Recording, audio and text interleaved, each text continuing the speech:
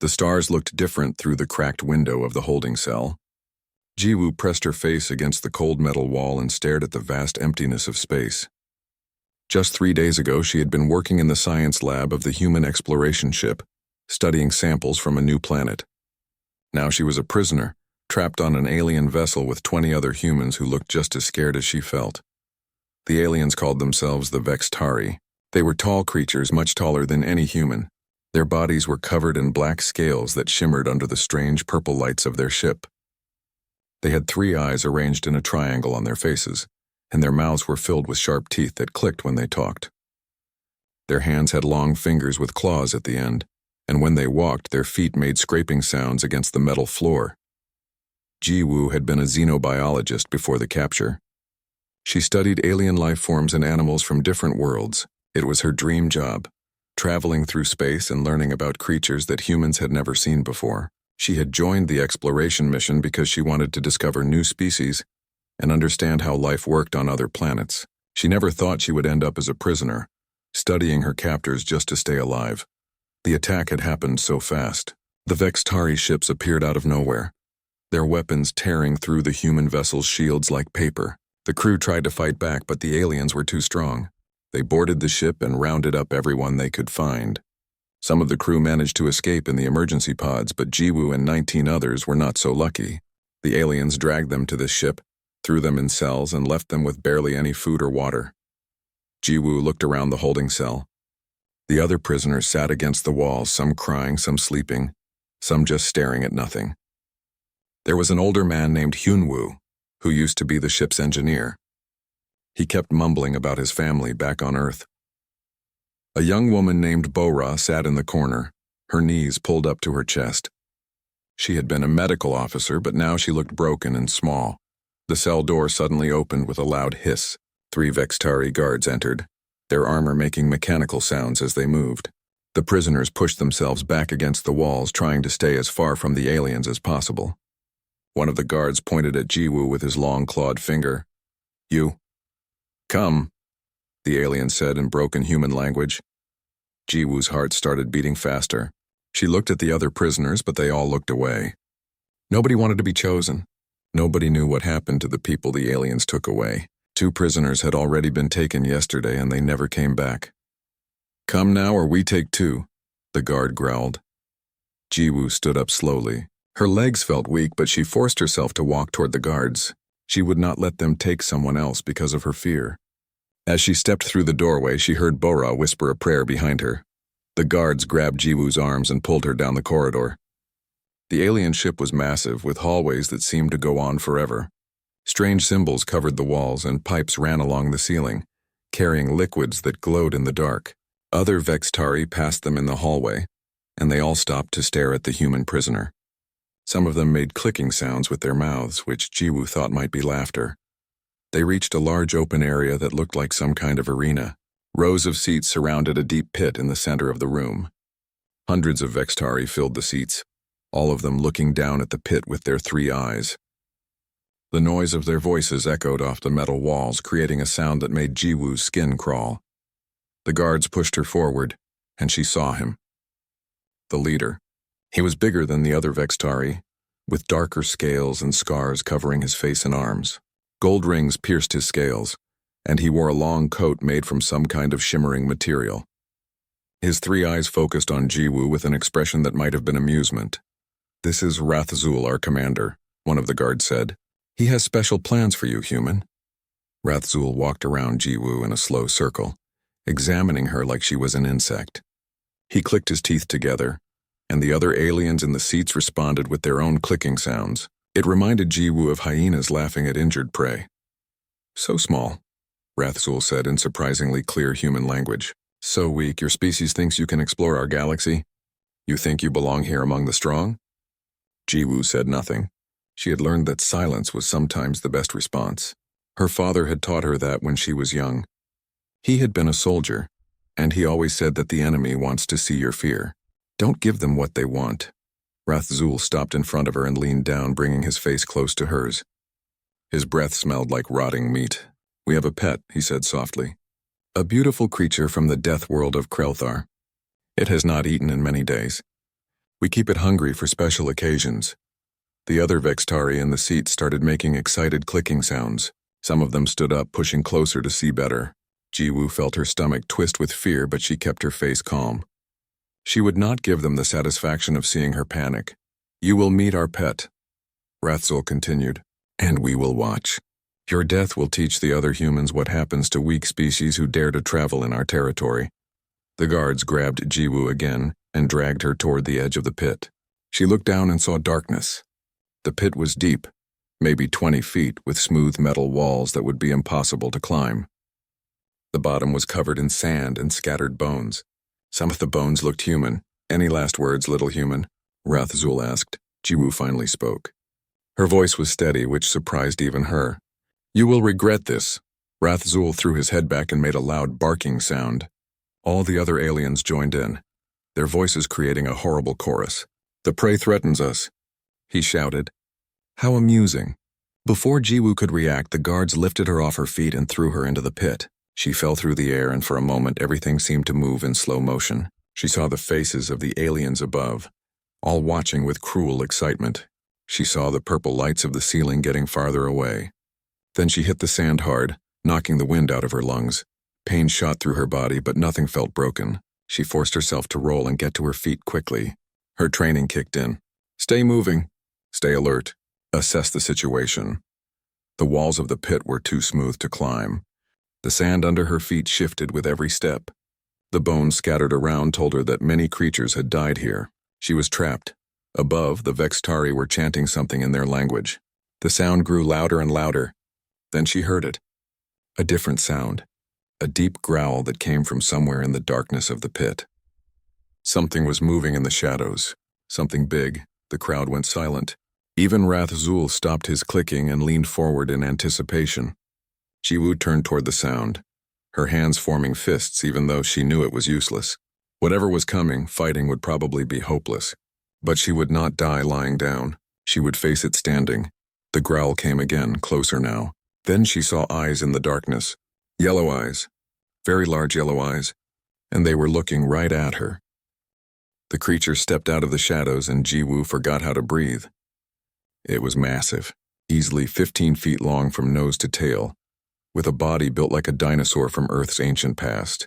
Its scales were dark green with patches of gray, and they looked thick enough to stop bullets. The head was enormous, filled with teeth that looked like kitchen knives. 4 powerful legs ended in claws that dug into the sand with each step. A long tail dragged behind it, leaving marks in the ground. The Vextari above erupted in excited clicking and shouting. They pressed against the railings, watching with their 3 eyes wide. Jiwoo could hear them placing bets, arguing about how long she would last. Some said 30 seconds. Others said less. The creature lowered its massive head and sniffed the air, its yellow eyes fixed on Jiwoo, studying her. She could see intelligence in those eyes. This was not just a mindless animal. This was a thinking, feeling being. That knowledge changed everything. Jiwoo's mind raced through everything she had learned in her years of studying alien creatures. She thought about Earth animals, about predators and prey, about behavior and instinct. She thought about crocodiles and Komodo dragons and all the large reptiles she had studied. Most predators attacked when prey ran. Running triggered the hunting instinct. Fear triggered aggression. So she did something that surprised everyone watching. She did not run. She did not scream. She slowly lowered herself to the ground, making herself smaller. She turned her head to the side, avoiding direct eye contact. In the animal kingdom, direct eye contact was often seen as a challenge or a threat. She made herself look as non-threatening as possible. The creature tilted its massive head, confused. Above, the clicking sounds quieted. The Vextari had expected screaming, running, and quick death. They did not expect this strange behavior from their prey. Jiwoo began to hum. It was a low sound deep in her throat. She had read research papers about how certain frequencies could calm reptilian creatures. Something about the vibrations reminded them of their mother's calls when they were young. She did not know if it would work on an alien creature, but she had to try something. The beast took a step closer, then another. Its hot breath washed over Jiwoo, smelling of old meat and something else she could not identify. She kept humming, keeping her eyes down, staying as still as possible. Every muscle in her body screamed at her to run, but she forced herself to remain calm. The creature's nose touched her shoulder. She felt its breath on her neck. This was it. If it was going to kill her, this would be the moment.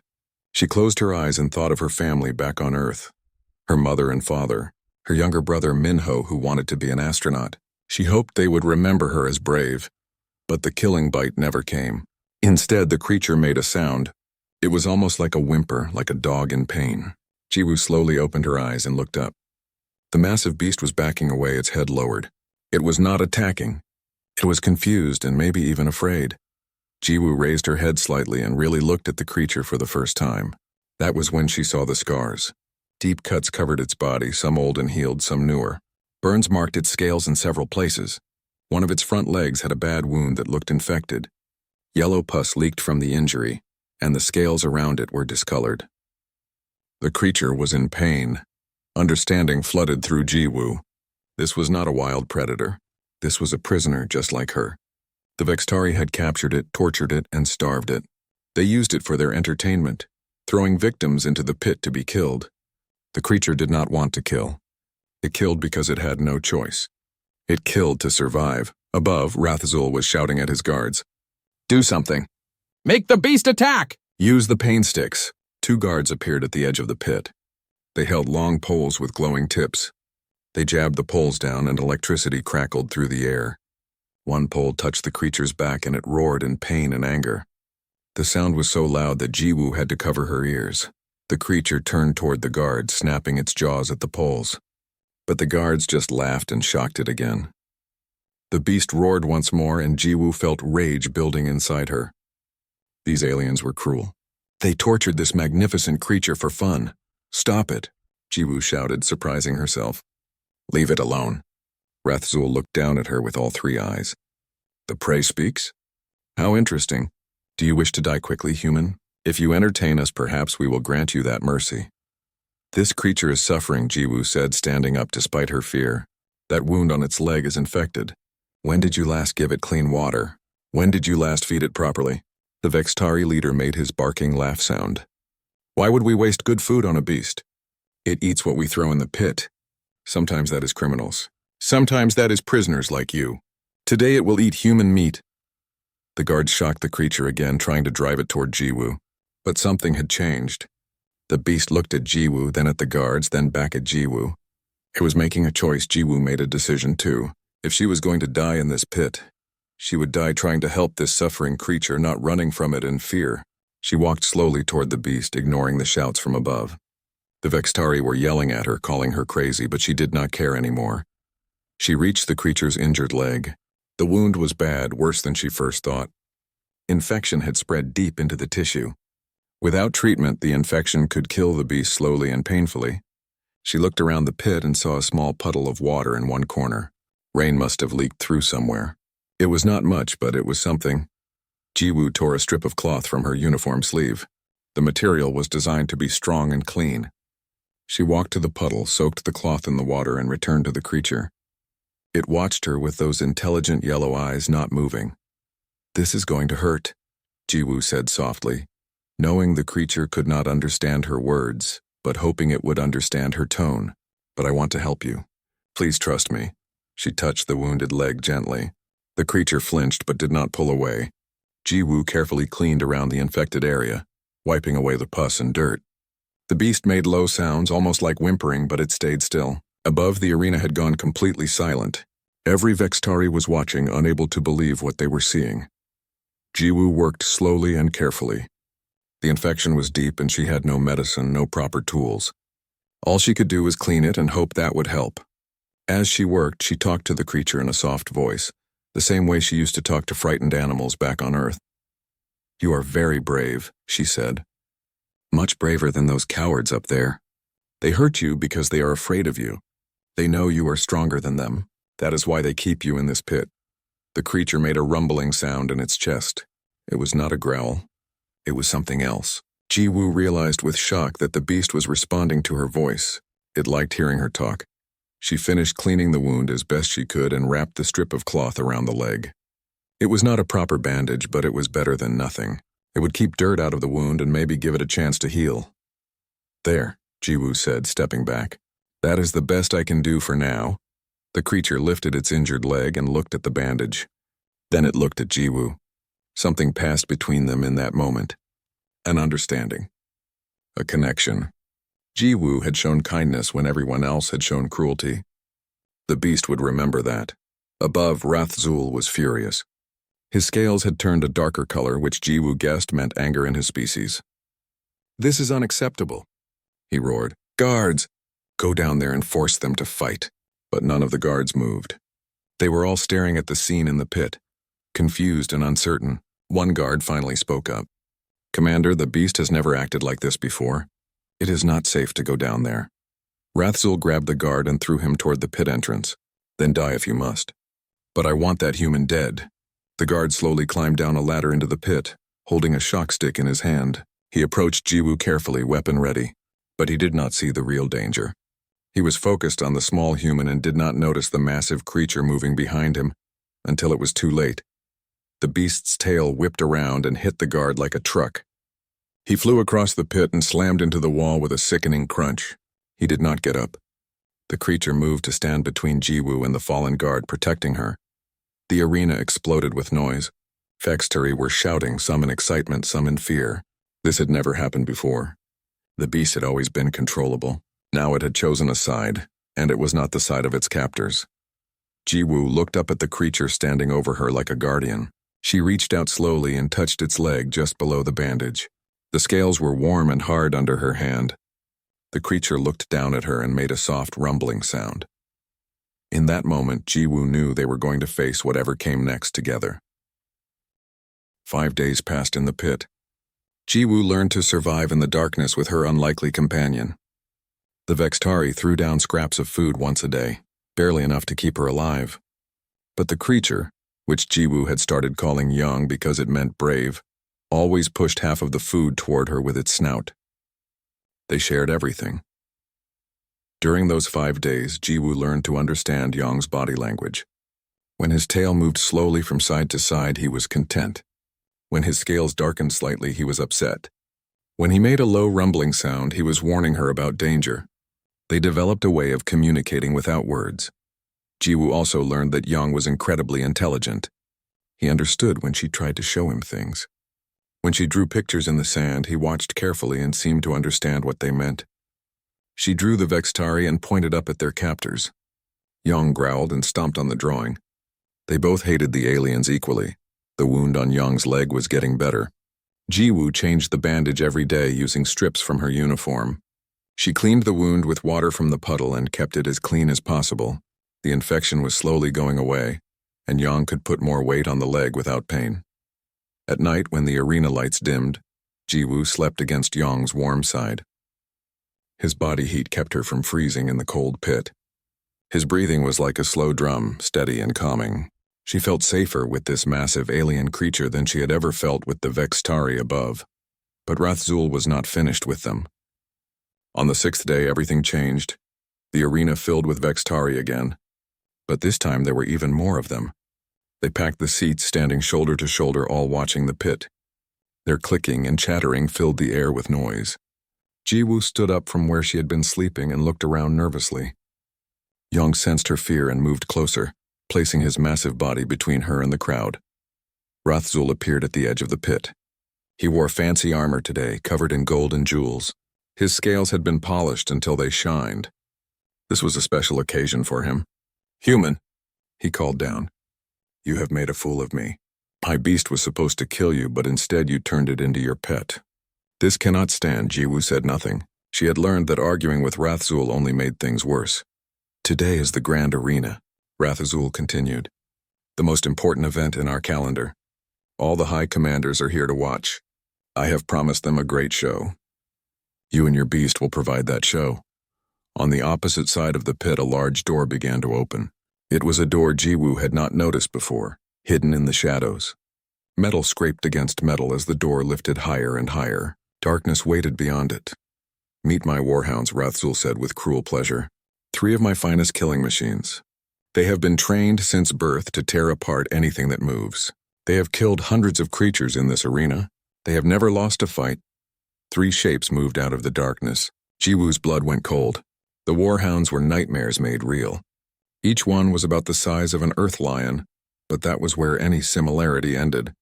Their bodies were covered in armored plates that looked like metal had been grafted onto their skin. Red eyes glowed in their heads and their mouths were filled with spinning teeth like chainsaws.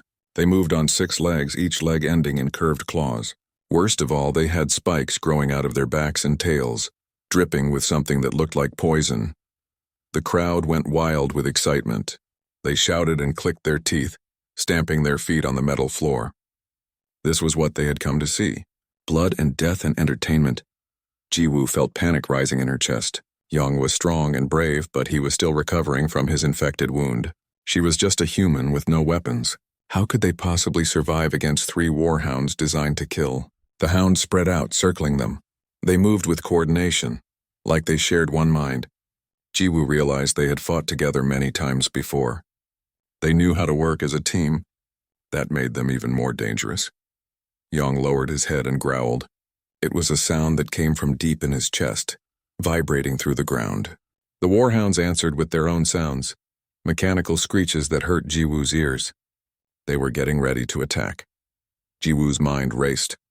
She thought about earth predators, about wolf packs and lion prides. Teamwork was their strength, but teamwork could also be their weakness. If she and Young could disrupt their coordination, maybe they would have a chance. She touched Young's side and pointed at the hound on the left. It was slightly separated from the other 2, overconfident. Young followed her gesture and seemed to understand. He focused his attention on that hound but kept watching the others with one eye. The attack came fast. 2 hounds rushed forward while the third circled around, trying to attack from behind. It was a classic pack strategy, but Jiwoo had expected it. "Behind!" she shouted, knowing Young would recognize the urgent tone even if he did not understand the word. Young's tail whipped around, catching the circling hound in the side. The armored creature flew through the air and crashed into the pit wall. It yelped in pain and surprise. The other 2 hounds hesitated, confused. Their coordinated attack had failed. Jiwoo ran to the side, forcing the hounds to split their attention. She was bait and she knew it, but she trusted Young to protect her. One hound broke away to chase her, its chainsaw teeth spinning faster. Jiwoo ran toward the pile of bones in the corner. She grabbed the largest bone she could find and turned just as the hound leaped at her. She swung the bone with all her strength. It connected with the hound's head and the bone shattered, but it had done its job.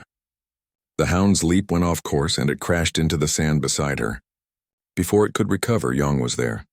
His massive jaws closed around the hound's armored neck and crushed it. The mechanical creature stopped moving. 1 down, 2 to go. The remaining hounds were more cautious now.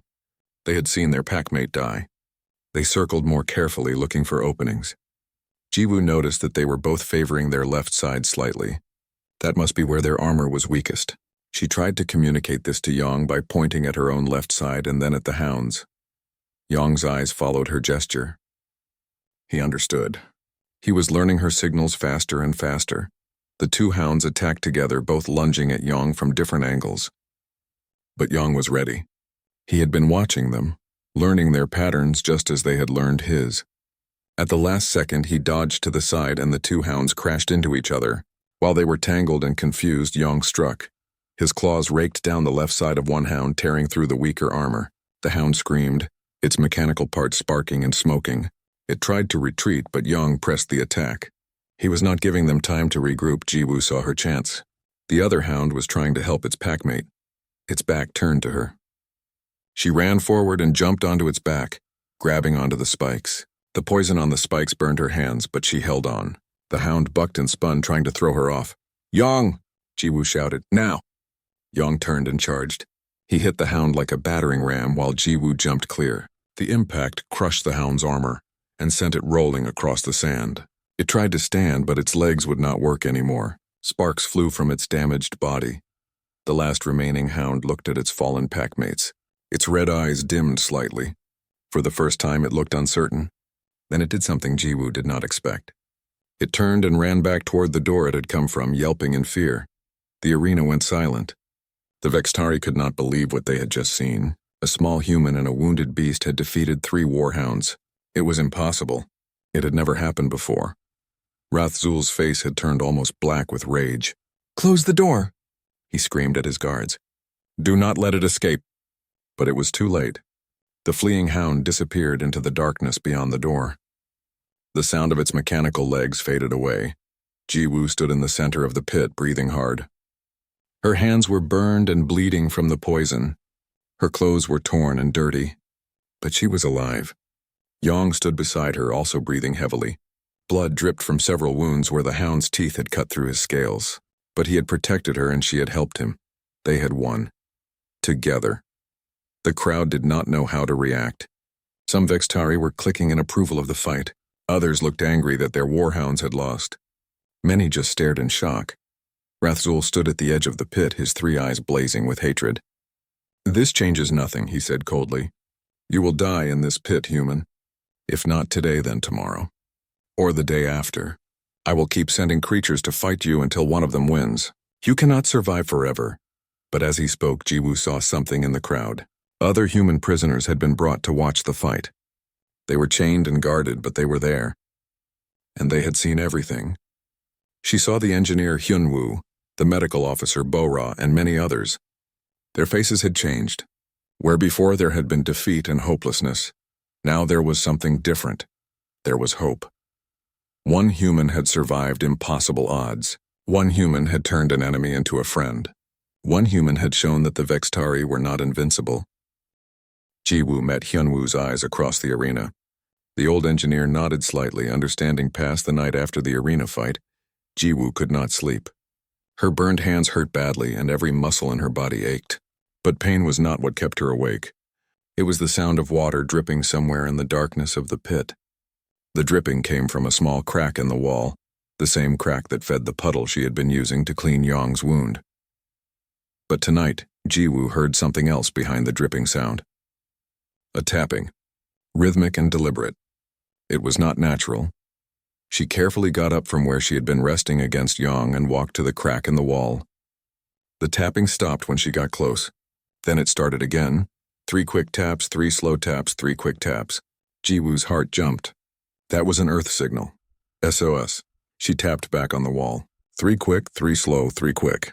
The tapping on the other side became excited, faster. Then she heard a voice, very quiet, speaking human language. "Ji-woo, is that you?" "Yes," Ji-woo whispered back. "Who is this?" "My name is Taemin. I was taken from another human ship 2 months ago. I work in the maintenance tunnels below the arena. I have been watching you through the service vents. What you did today was amazing." Ji-woo pressed her ear against the crack. "Are you alone? Are there other humans in the maintenance tunnels?" "No, I am the only one here," Taemin said.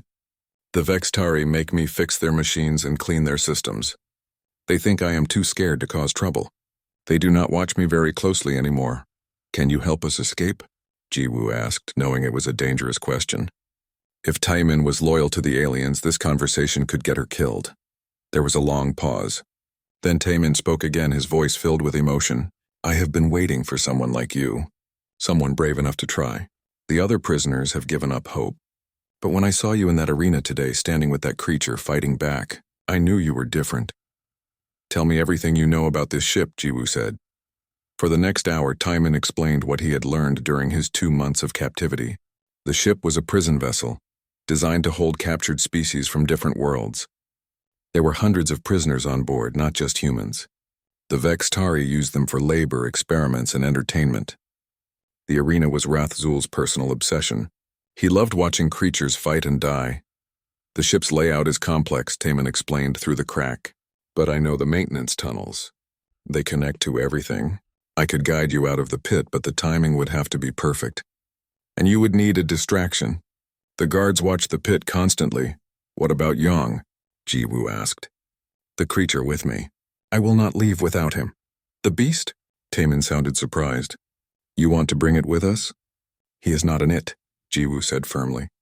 "His name is Yong, and he saved my life today. We are not leaving him behind to be tortured by these aliens." Another pause. "Okay," Taemin finally said.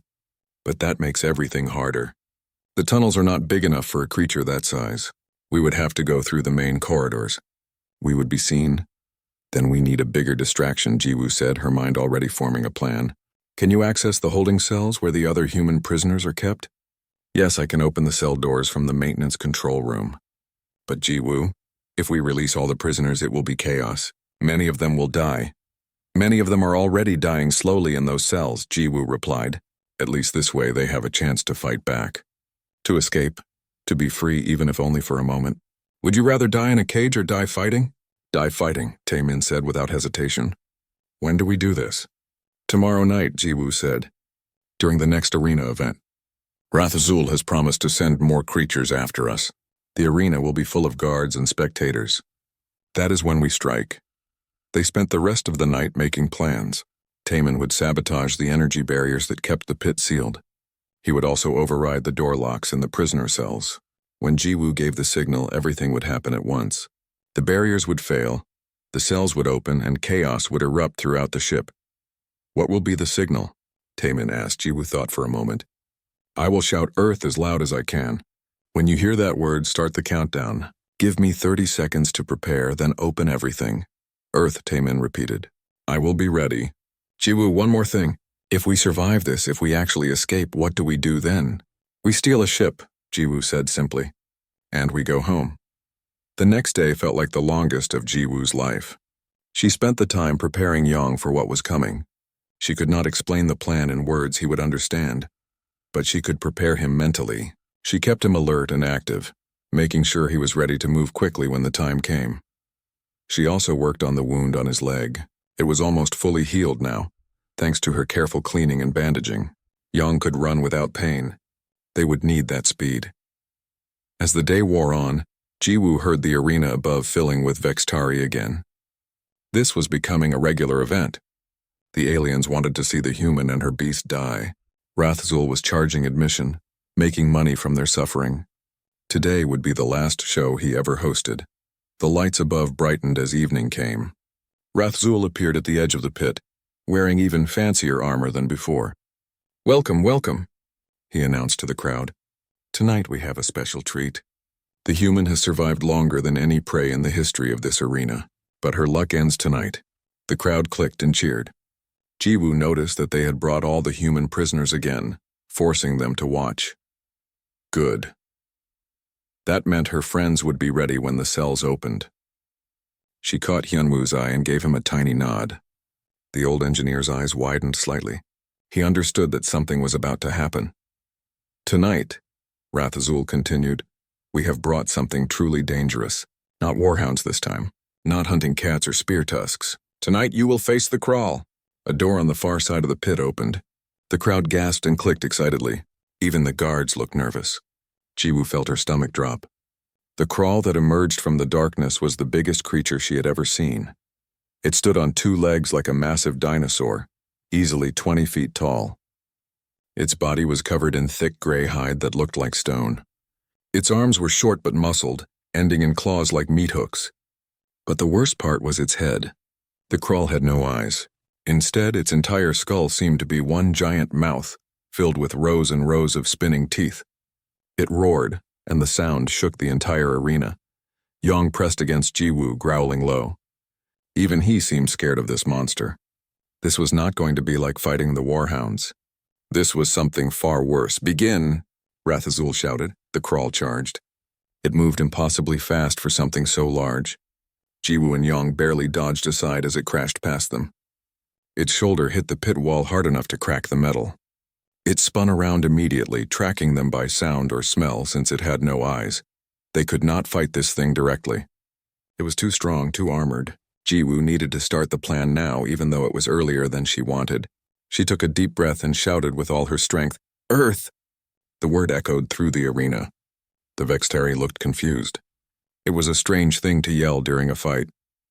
But somewhere below them, in the maintenance tunnels, Taemin heard it. The countdown started. The crawl charged again. Yong tried to block it, but the creature was too heavy.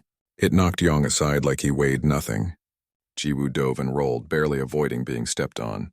She looked up at the crowd, at the human prisoners. Get ready, she whispered, knowing they could not hear her but hoping they would sense something was about to happen. 30 seconds. 20. 10. The crawl caught Yong with one of its clawed hands and lifted him off the ground. Yong roared in pain as the claws dug into his scales. He scratched and bit, but he could not break free. The crawl opened its massive mouth, ready to feed. 5 seconds. 4, 3, no. Jiwoo screamed. She grabbed a bone from the pit floor and threw it at the crawl's head.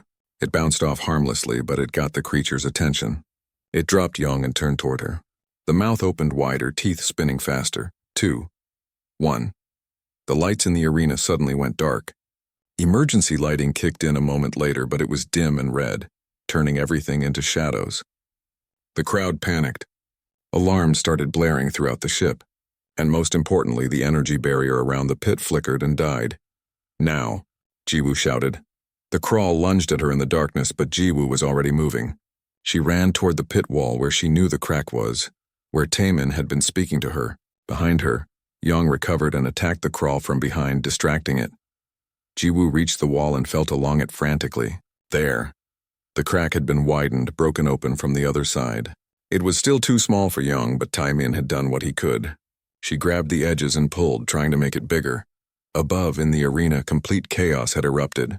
The cell doors throughout the ship had opened simultaneously. Hundreds of prisoners were escaping at once. Human prisoners, alien prisoners, creatures from dozens of worlds. They poured into the corridors, overwhelming the guards. The Vextari had never prepared for a mass escape.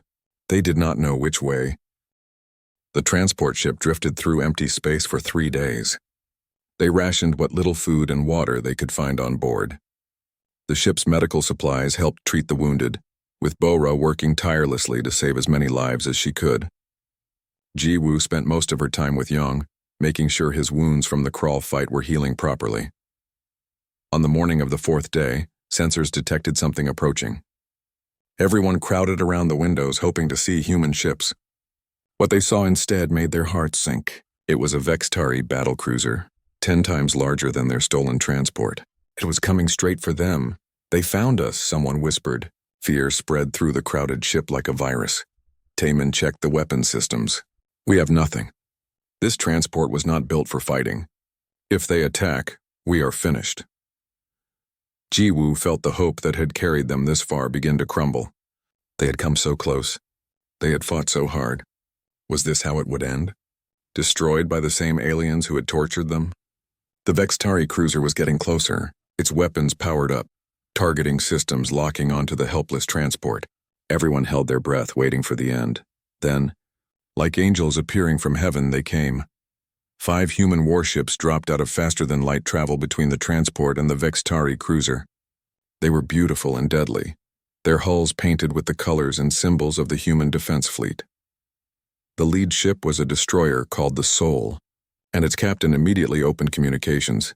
"Attention, Vextari vessel." The captain's voice boomed across space. "You are targeting a ship carrying human survivors of your illegal imprisonment and torture. Power down your weapons immediately or we will consider it an act of war." The Vextari cruiser hesitated. It was big, but it was alone. The 5 human warships spread out in a defensive formation, their own weapons armed and ready. The standoff lasted for a long, tense minute. Then the Vextari cruiser's weapons powered down. Its captain sent a message claiming they were only investigating a stolen ship. The human captain did not buy the excuse, but also did not start a fight. Instead, the human ships escorted the Vextari cruiser away from the area and surrounded the transport protectively. Inside the transport, people were crying with relief and joy. They were safe. Finally, truly safe. Human ships had found them. They were going home. The Soul sent a shuttle to dock with the transport. When the doors opened, Jiwoo saw human military personnel in clean uniforms. They looked so professional and strong. Behind them was a medical team ready to help the wounded. And behind them was a news crew, documenting everything. Captain Park from the Soul was a tall woman with kind eyes and a firm handshake. She looked at the crowd of freed prisoners, many of them starving and injured, and her jaw tightened with anger. "What they did to you," she said quietly. "What they did to all of you. This will not stand." Over the next few hours, the freed prisoners were transferred to the human warships. They were given food, water, clean clothes, and medical care. Doctors examined everyone, treating injuries and infections. Counselors talked to those who needed to talk about their experiences. The military took detailed reports about everything that had happened. Jiwoo was interviewed by both the military and the news crew. She told them everything. The capture, the pit, Rathzul's cruelty, the arena fights, and finally the escape. When she got to the part about Young, the news crew insisted on filming him. The massive creature was resting in a specially modified cargo bay, eating his first proper meal in who knows how long. "This creature saved my life," Ji-woo told the cameras. "The Vextari captured him, tortured him, and tried to turn him into a killing machine. But he is not a monster. He is intelligent and compassionate. He protected me when he had no reason to. He helped me save the other prisoners. He deserves respect, not fear." The footage of Ji-woo standing beside Yang, both of them survivors of horrible cruelty, spread across human space faster than light itself. Within days, every human colony and planet had seen the story. The image of a small human woman and a massive alien beast standing together against their captors became a symbol of resistance, a symbol of hope, a symbol of what humanity could achieve. But the story did not end there. It was just beginning. The human government demanded an emergency meeting with the Vextari Empire. They brought evidence of the prison ship, testimony from the freed prisoners, and demands for justice. The Vextari tried to deny everything at first. They claimed the prison ship was operated by criminals, not sanctioned by their government. They said it was an isolated incident. Then more information came out. Other freed prisoners from different species came forward with similar stories. The Vextari had been running multiple prison ships throughout the galaxy. They captured travelers, scientists, merchants, anyone they thought was weak. They used them for slave labor, experiments, and entertainment. It was not an isolated incident. It was systematic cruelty. The galactic community was outraged. Species that had been neutral or friendly with the Vextari suddenly turned against them. Trade agreements were canceled. Diplomatic relations were cut. The Vextari found themselves isolated and condemned. But humanity was not satisfied with diplomatic isolation. Captain Park and her 5 warships were just the beginning. The human defense fleet mobilized on a scale not seen since the colony wars 50 years ago. Dozens of warships, carriers, and support vessels assembled at the border of Vextari space. The Vextari Empire had made a fatal miscalculation. They had looked at humans and seen small, physically weak creatures. They assumed that meant humanity would be easy to dominate. They did not understand what they were really facing. Humans were not strong because of their muscles or their scales or their claws. Humans were strong because of their minds, because of their ability to adapt to any situation, because of their refusal to give up even when hope seemed lost, because of their capacity to turn enemies into friends, to find solutions where none seemed to exist, to work together across impossible differences. The Vextari had strength and weapons and armor. But humans had something more dangerous. They had determination, they had innovation, and they had righteous fury.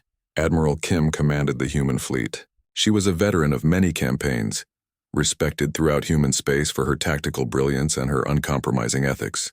When she addressed the assembled fleet before the campaign began, her words were broadcast across all human worlds. "What happened to Ji-woo and the other prisoners is not just a crime against humans," she said. "It is a crime against all intelligent life in the galaxy." The Vextari believe that might makes right. They believe the weak exist only to serve the strong. Today we will show them that they are wrong. We will show them that cruelty has consequences. We will show them that humanity protects not just our own, but all who cannot protect themselves. This is not revenge. This is justice.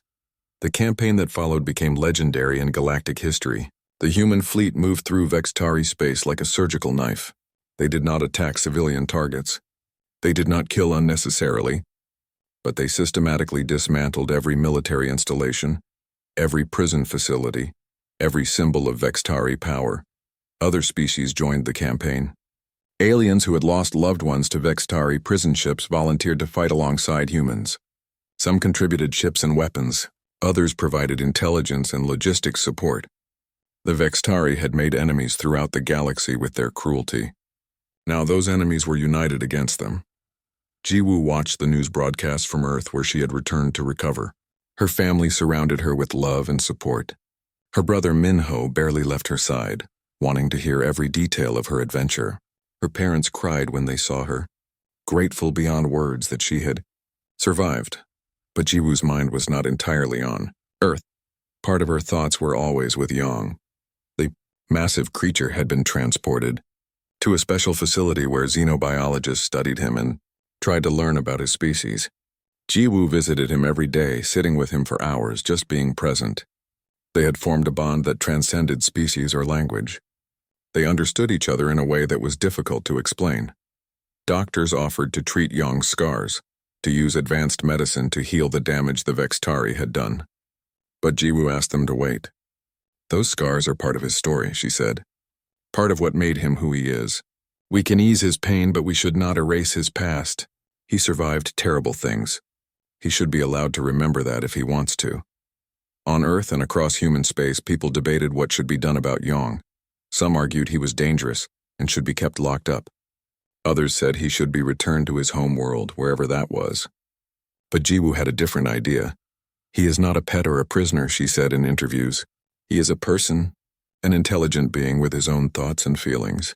He should be allowed to choose what he wants to do. If he wants to return home, we will help him. If he wants to stay with me, I will care for him.